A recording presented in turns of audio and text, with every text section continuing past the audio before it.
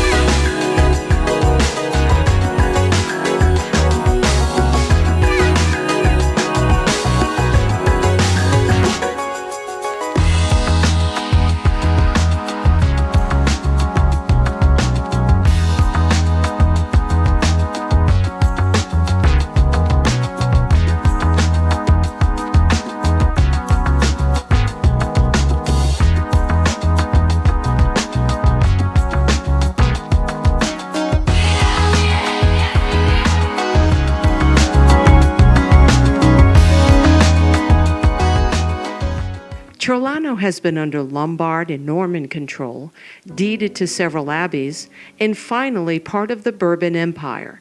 It was even a refuge for Bourbon loyalists resisting the army of Giuseppe Garibaldi. This part of Italy was under the Bourbon dynasty. It was part of the Kingdom of the Two Sicilies. In 2014, the town paid tribute to the last Bourbon king Francesco II and welcomed his descendant, the Bourbon Prince Carlos. Ciorlano was originally settled by the Samnites, an ancient people who often battled with the Romans. Around the year 1000, it became a castle, still evident by the tower, which serves as the town's major characteristic. In 1064, the town was deeded to the Abbey of Monte Cassino, founded by Saint Benedict in 529. So this is the Abbey of Monte Cassino. In 1064, the Count of Venafro donated the commune of Ciorlano to the abbey. Additionally, Fresalone at one time was a property of the abbey. During World War II, the abbey was completely demolished by Allied forces in one of the bloodiest battles in Italy, the Battle of Monte Cassino. Even though Ciorlano is one of the smallest municipalities in the Caserta region, it is rich in history. It is also the birthplace of my great-grandfather and great-grandmother.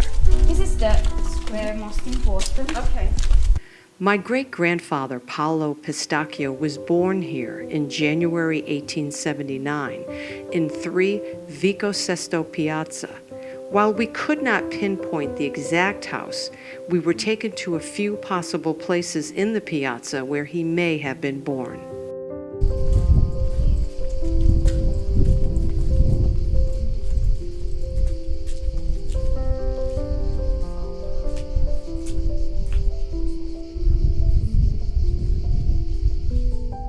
When my great-grandfather was 16 years old, he set sail on the SS Burgundia and landed on Ellis Island in mid-May 1895. His final destination was Providence, Rhode Island, where he would later move to the Lymansville section of North Providence. My great-grandfather married his first wife, Nicolina Marino of Venafro, Italy, on May 16, 1901, at Holy Ghost Parish on Providence's Federal Hill. Unfortunately, 1 year later, Nicolina, who was known as Maggie Brown, died from tuberculosis. She was just 17 years old.